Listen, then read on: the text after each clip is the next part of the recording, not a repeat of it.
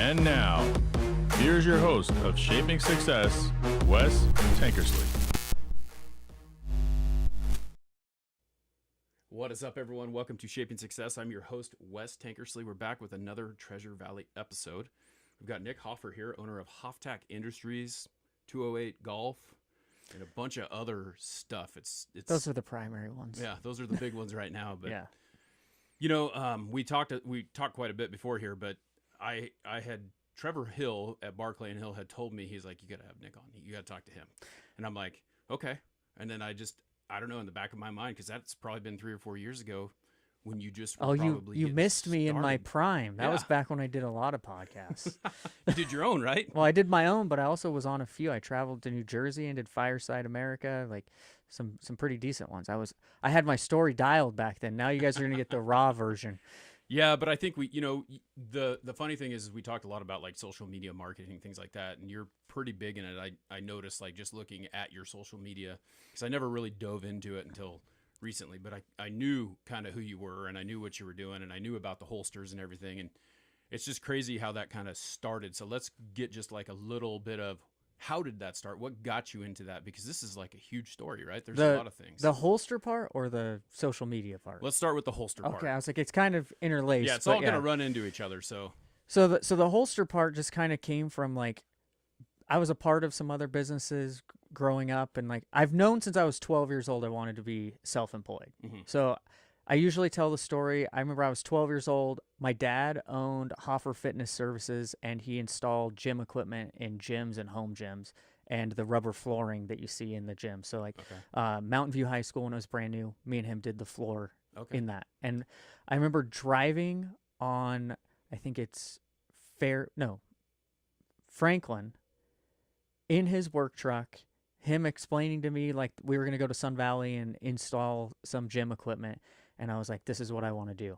Not necessarily gym equipment, but I was like, I want to make my own schedule. I want to be excited about what I'm going to do. And I want to take my son to go with that. That's weird because I was 12. You're right. I'm like, and he's like, I'm going to build this and give it to you. And I'm like, I don't want this. I don't want to do gym equipment. But then when I was in my late teens, I was like, I think I want to get certified and do gym equipment. Like, no one does it. There's gym outfitters, but there wasn't, and it was really hard to figure out how to get certified in that. And if you guys look me up, you'll hear some stories about my dad.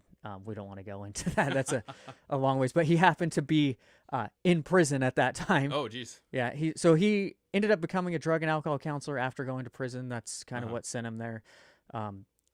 Big recovery advocate afterwards before he died a few years ago. So that's a whole nother story. Maybe we'll do that some other time. But yeah, so I didn't really have that person to lean on to figure out, like, how do you get certified by these brands? How do you get to become like dealers and retailers and things? So it kind of fell apart, and I kind of started taking jobs just to figure out the basics. Like, I didn't want to go to college because I didn't want to waste my money buying a degree, not knowing what I wanted to do. Right. Like, and that's long before people were telling you not to go to college. That was me going, I don't know what I want to do. It doesn't make sense for me personally to go and spend $4,000 a semester to just run through and figure that. I'm like, I would much rather spend that going out and having fun. Right. Right. Well, it's funny because you think about it. Like, I was the same kind of way, like I graduated high school and I thought, oh, I'm going to go to college to be a teacher. That's what I was going to do. And then I was a terrible student. I wasn't ready for college. They don't prepare you for the fact that you're not going to have someone chasing you down for your homework. Well, I can say this.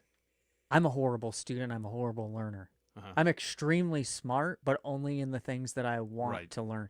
And I learned this not too long ago. The reason why I'm a terrible student is because I'm not interested in most of the stuff. Right. And my worst subject in high school is the thing that I use all the time now, which is math. Like, math is the most important thing. I feel like you have math, and then you have like grammar, which I'm really bad at still. But I use math every single day in my product design, in like looking at numbers and finance, like how you gonna know how much money you made if you don't know how to add those numbers up? But if they would have shown me that in a different way than when a train arrives to the station, I probably would have been more interested in it. Yeah, that was what, when Chad was on here a couple weeks ago, he was talking about his math class, and I can't remember what it was called, but it was a like a life skills math, not like you were talking about. Yeah. Oh, we're gonna do this story problem, and you're gonna have to figure out how a squared plus b squared equals c squared. Just figure it out. Like the train is going this way, just like Yeah. you said. It's like this. All this I've stuff- never rode on a train, so I don't care when it arrives at the station, is Right. what I used to say in math class. Yeah. And I explain that to my kids too, because that, like, for some reason, that seems to be Oh, it's a bad class. And I'm like, look at it this way. You guys want, like, my middle son, I have 3 stepkids, and then I have 1 son of my own. And he just turned 18, and he wants to be he's a welder, and he just got in the union. I'm like, dude, think about all of the things that you use math for that they didn't talk about in class. One, he's extremely money motivated. Mhm. So he just turned 18. He just bought a $50,000 truck.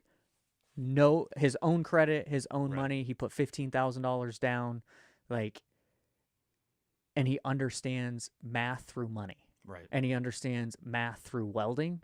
hmm And I'm like, that's all you need. Yeah. Like, the more and more you use it in a real situation, the more he's like, oh, okay. Yeah. Well, Like- and that's the thing. Like, it's like, why am I wasting my time trying to figure this out when you need that real Like, if the world math skill. teacher would have told him, if you want to buy a $100,000 truck, you have to work, how many hours do you have to work at this rate? He would have been like, oh, okay, I have to work 60 hours a week at $39 an hour for 9 months to get the down payment. Like, he could have told you that. Right. Because he cared about it. Yeah, because it's something that was like what he wanted to do. So Yeah. I think that that's a shift that a lot of people have to make. But for me personally, like, back to the kind of the journey of getting into the holster business, it was, I need a job that teaches me how to do business finances. I Right. need a job that teaches me how to do customer service. For me, that was waiting tables at a restaurant. Mhm. You want to learn customer service? Go jump into a busy restaurant Right. and learn how to talk to people at the table. One, you have to remember all of the stuff on the menu, but 2, you have to learn how to carry on a conversation with someone you just met. Yeah, and you got to make them happy because you want more money. And no one believes this about me. I'm extremely introverted. Yeah. Like, I do not like get excited about going out and being around a lot of people. Mhm. But I force myself to Right. do it. I force myself into those jobs. We'll get into it later, but I forced myself to learn how to talk on camera by using Snapchat. Okay. I made like every one of my buddies message me through Snapchat so I could respond in video. Oh, wow. And I would do that in like Walmart and different places to get over that like awkward feeling of talking on camera in front of people. And that, like, I did that for a year. It's funny because my boss and I were just talking about this yesterday, and you said you didn't go to college, but so when I went to college, one of the things that they do on like the first day in class, and they do it in, I guess, in high school too, but it's like, here, you're going to take this inventory of what you are, right? And I'm sitting here thinking, I am the most introverted person ever. Like, there's no way that I don't like talking to people. I like doing my own thing. I kind of keep to myself, and then, nope, highest extrovert there is. I'm like, what the hell? Yeah. How does this work? I think that the best thing that especially young people, but even like adults can do is take a personality test. Yeah. Even though some of it is kind of take the personality test, see where your traits lie, and then focus on the ones that you're weak in. And so for me, that was like public speaking. So this right here is a form of public speaking. Right. And so once you just teach, like, the first podcast I was ever on was Forge Your Potential, and they're not around anymore, but I'm friends with the 2 people who founded it, and they asked me to come on. They met me at an event that we were at, and they're like, oh, we'd love to have you on the show. It was like episode 20. Yeah. And I was like, not a chance. Like, I can't, I will freak out. I won't be able to talk. I stutter. Like, none of this will work for me. This was the conversation. Like, I literally posted a TikTok video about this about 10 minutes before you got here. I was like, you know what? I want to let you guys know, I'm getting ready to do this episode, but I want you to think about it. The reason that you're coming on here, it's not as scary as you think it is, but you're going to come tell people who you are. And if you can tell people who you are, it's way easier to do it face to face with one person, even though there's a bunch of people watching right now, right? What is there, like 2-3 million people who watch this? Right. Yeah. Get in on it. Yeah. But think about, like, I thought the same thing, and I'm sitting here talking, and I guess it's a little bit easier maybe when it's a high school kid because you feel like you're older or whatever, but you're still talking to 30 other people, and you have to do that. And I had to get comfortable with doing that. It's like giving a speech. These are all the things that you have to get comfortable with doing that. You still had to do the same thing. You just didn't have to pay for it. Yeah. So like with that podcast, I told him no, and I was like, I can't, dude. I would ruin your show. And at the time, I was paying somebody for coaching, like business coaching. Right. They went to that person, and he accepted to be on the show, and he took my episode spot. And then I was like, oh, now I have to do it. Yeah. Like, there's no way I can go onto that call next week and say, oh, yeah, I got offered to do that. And I said no, and Sean did it. Yeah. So then I called him back, and I'm like, I need to be on the next episode. And they're like, what do you mean? I thought you know. I said, I need to be on the episode directly after Sean. And they're like, okay. And so I went in there. We did it they used to have, well, they still kind of have it. The Meridian Library has like their like technical side Yeah. it's downtown. It's actually right by Trevor's Barbershop now. Yep. And they have a podcast studio in there. We did it in there. So it was like super professional. Yeah. It was like being on a radio show, like sound deadening everywhere. Like first time I ever put headphones and talked into them. And I was like rambling. They'd ask me a question, and I don't recommend this. Like they asked me a question, I just answered it. Yeah. I would go on and on. I said so much stuff I probably would never say on camera again. Like they were asking me about my divorce, about my business. Like I got done and I walked out, and my buddy Josh was with me because I was like, I can't do it on my own. You have to come with me. Yeah. I walked out and I was like, I'm going to regret that when it comes out. You know, the funny thing is, though, is like you think about that again, like we were just talking about earlier, is like you probably said some stuff that you didn't want to say, but you also made yourself more relatable to more people. Oh, 100%. Because people go through divorce. People go through, I'm sure, thousands of the things that you're talking about. And that's what, to me, like having this conversation with people like you is to help. Maybe there is someone who's struggling with starting their own business and they're trying to build something and they don't know how to do it or where to start or how to push through it. And everyone always thinks the first thing, because it was just pounded into our heads, education. Here's something that I learned from that exact experience. The raw truth is so much more beneficial to people than the polished, like practiced version. Right. So one thing that I do in probably all my content, it's pretty much raw truth. Like when we talk about like holsters and the gun industry, and then now that we're going into golf, like I've been a golfer since I was in high school. Mm-hmm. So I've always loved it. I took 7 or 8 years off because I had hand surgery. Yeah. And then I was so busy with the holster business that I just didn't get back into it. And last year I really, really dove back into it hard. I think I played like 130 rounds. Yeah. But That's a lot. yeah, with the holster side, like I've always just been like raw truth. Yeah. Like this is what we had to do to get here. Here's, if you followed my Instagram in the early years, like we show the process, we show the deals that we're working on, and help other holster makers do exactly that. And it goes over into other businesses, just like with doing the 208 golf, like all of that spills over into doing it. But sharing the complete raw truth is so much more beneficial to me. Mm-hmm. It gets me in trouble sometimes because Yeah. I'm like, listen, that's stupid. Don't do that. Or, yeah, I don't want to be involved in that when I probably should be a little bit more like, yeah, I don't think that's right for me. And I'm more like, I feel like that's a dumb idea. It would hurt my brand. I'm not going to do it. Yeah.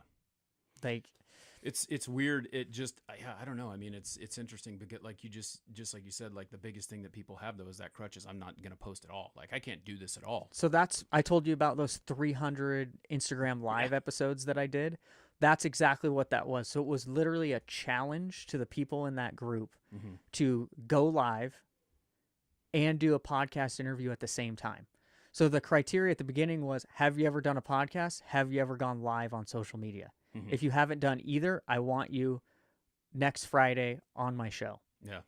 Because it was a learning experience. Right. And even some of the big names in the group, I was amazed where I had to show them how to set up the live stream and explain to them how to go live. I'm going to do something here because I just realized that you know better than I do about how my mic should be, because now we can look each other and I don't have to look through that stupid cage. Oh, yeah, there you go. Look at this. Yeah. So I did that, and the first like 50 people, I had to call them beforehand and be like, okay, you're going to push this button, you're going to do Uh-huh. this, and hey, do you have headphones? Because headphones are going to be the best way if you don't have a mic. Yeah. Like, and then just educating that way. I'm like, I actually ended up teaching, say, 100 people how to live stream. Yeah. And then the cool thing is, the next 6-8 months after, you start seeing those guys hitting the live button and talking about what they're doing in their business through their Instagram. And what's really cool about that is, like, anyone will tell you, it was two-sided because you learned yourself how Oh, yeah. to do whatever it was, and you were teaching someone how to do it. So maybe it was 300 episodes, but it was really 600 because you're doing it too. Well, and you know? if I would have been smart about it, and I still have considered doing this, of going back and like aggregating all of those episodes and like pulling Yeah. all, because back then reels weren't a thing. Right. Instagram had what they called IGTV, and it was long form, Yep. and now they're bringing that back. Is Right. what I heard. So they were like 30 minutes to an hour long, Mm-hmm. and now I'm like, I should go pull all of those and pull all of the short video Yeah. clips out of those. I just haven't found the time. Well, it's funny, as I'm looking over there to make sure the sound is okay. It's funny how you could take, like, there's so many things now, and I'm sure you've seen it, but like the clips that I create, like, I don't have time to do a whole lot of anything because I have a day job. This is, Yeah, you were telling me you have like 5 things going yeah. on. And my wife calls this my hobby, because it doesn't make any, I made $100 on YouTube in the last 2 years or whatever. So, like, that's something. Yeah. But the goal is that someday it will make enough money that I can upgrade things and have better equipment and things like that. I mean, I've over time got some pretty decent stuff, but it's one of those things that if you just do it over and over again, you're going to get better. It's like, I don't know if you read much. I don't. I listen to books. I like to read, but it takes me forever to Yeah. read. So what I like to do is I like to buy the audiobook Yep. and get the hard copy of the book. Mhm. It's kind of like a trophy for me. When I finish the audiobook, I'll go on Amazon I or read go that somewhere book. and I'll buy the Yeah. hard copy, and then I'll put it on the shelf. And then sometimes I'll go back and I'll read some of the stuff in the hard copy, but it's more like I listen to it Yeah. and then I see it on my bookshelf in my office at home, and I'm like, I want to listen to that again. Yeah. Like, there's a book called The Four Agreements, Mm-hmm. and I was explaining to you the stuff about my dad. Yeah. I gave that book to my dad when he started his working for the state as a drug and alcohol counselor, and he created a whole curriculum for the state wow. from that book. And so I actually just gave out the last 3 copies. We did an auction after he was killed, and I sold one book for $500. Oh, wow. And I took that and I reached out to the publishing company, and they sent me 300 books. Oh, that's awesome. And I gave out all 300 of 100 a year for the last 3 years. We Mhm. gave out the last 3 at an event that we host every year at the beginning of June. And so, yeah, I love to read. So Yeah. I love to read, but I love to share the things that I read with other people. And The Four Agreements is probably the most shared book I've ever given out. I'm pretty sure I have that in my. I know I've heard of it. And I'm pretty sure I listened to it, but I've listened to so many because that's like Yeah. that's where I go. It's like, and it's not always something that's like motivational like that or My- telling you what you. I think have my to do. favorite subscription is the $15 a month for Audible. Yeah, that's what I got. Yeah, it was funny because I just downloaded. If you can't tell, I'm a baseball fan. But I just downloaded 2 baseball books. I'm like, I haven't gotten any books in a while, and I'm like, I'm gonna get Nolan Ryan's new book, just came out, and Dusty Baker, who used to coach the Giants. I'm like, oh, I'm gonna check that because I actually met Dusty Baker. It was kind of cool, but that's a whole different story. But listening, We to need to people, do a reverse podcast and get all of your information, it sounds like. sometime, man. Dude. Well, the thing though is that people like you, people that I have on here, are people who have kind of the same thought process that I do.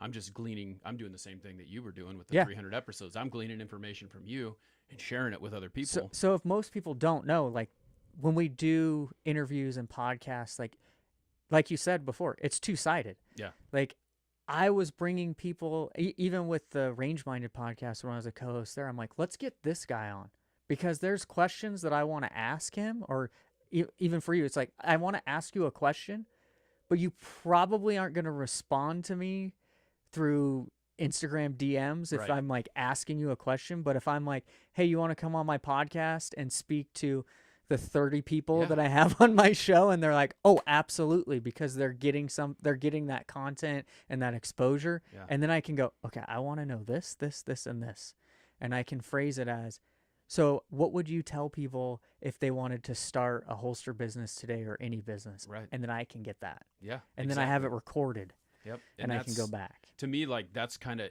listening to you talk about a lot of the things that you do. That's kind of how you got your degree. 100%. You don't have a piece of paper, but you have the knowledge that you would have gained getting that degree just by the and that was the thing. Like I'm sitting in a school teaching a kid going, you got to go to college, even though I don't freaking believe it, but I got to tell you, you got to do it because that's what they want us to tell you. And it just, That's the struggle I have with my kids. So I have 4 kids and they're all teenagers. 3 are out of high school and 1 is going to be a sophomore. And I'm like, you really want to go to college? Like, why do you want to go to college? yeah, What do you like?